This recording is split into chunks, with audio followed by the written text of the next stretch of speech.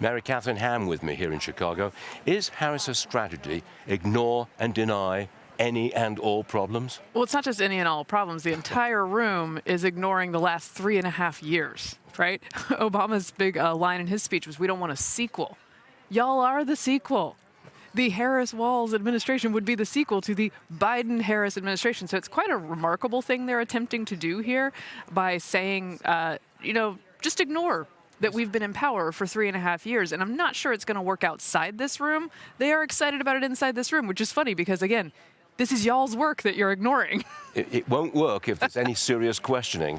I don't think it's going to work during the debate either, but they are. Well, that's when she's going to finally face some tough questions. I think so.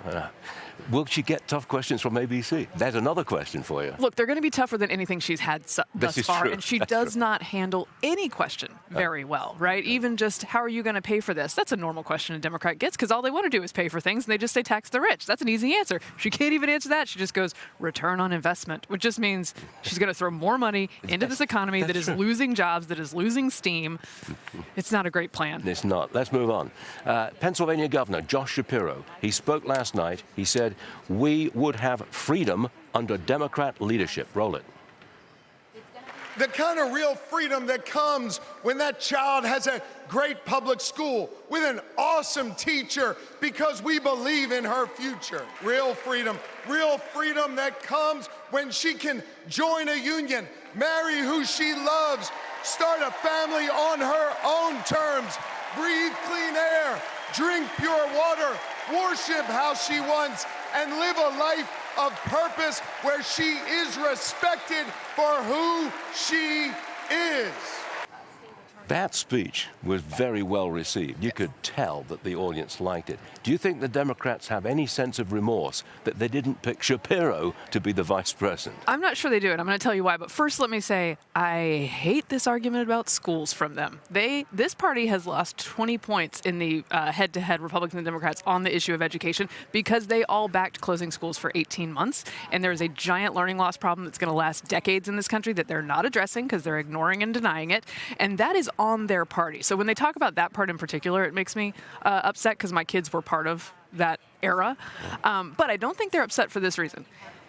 He's good, right? But he's not just good at speaking, which is what we're seeing a lot of at this convention. He's good at being a governor. And he's good at being a governor of a swing state where Republicans do not dislike him. And he governs well. I don't think that's the value that this Democratic Party is interested in. Yes. I think they're interested in a Governor Walz who likes to sort of reward his friends, bully people, tell some lies about his personal bio, and sort of just buddy up with the elites in his party. And being an effective governor is not the recipe for success in this party. Shapiro likes school choice. Walz does not. Yes, so I do. So I have Walz to give him that. is acceptable and Shapiro absolutely not. We haven't even mentioned the fact that he's Jewish.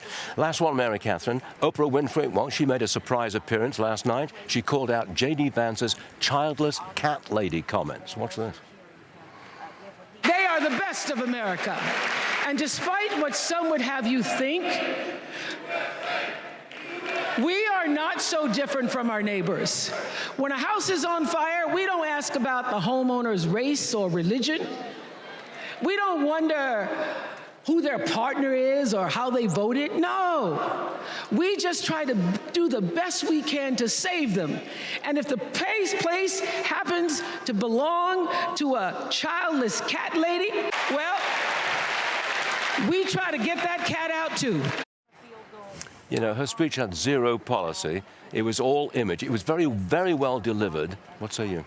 Look, I wasn't expecting it to have substance, really, but I think, it was a soaring speech. I think people in the room really responded to it. I think that Vance's comment using that particular language is something that's sticking with people, and they obviously love it as an attack. It's not great. Also, not fair to the lady that they cut to right after she used that line.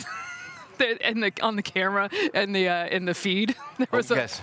So I just want to shout out to her. But look, this whole shebang has not had policy, right? Outside of the economic policy that she, if you can call it that, she announced in North Carolina.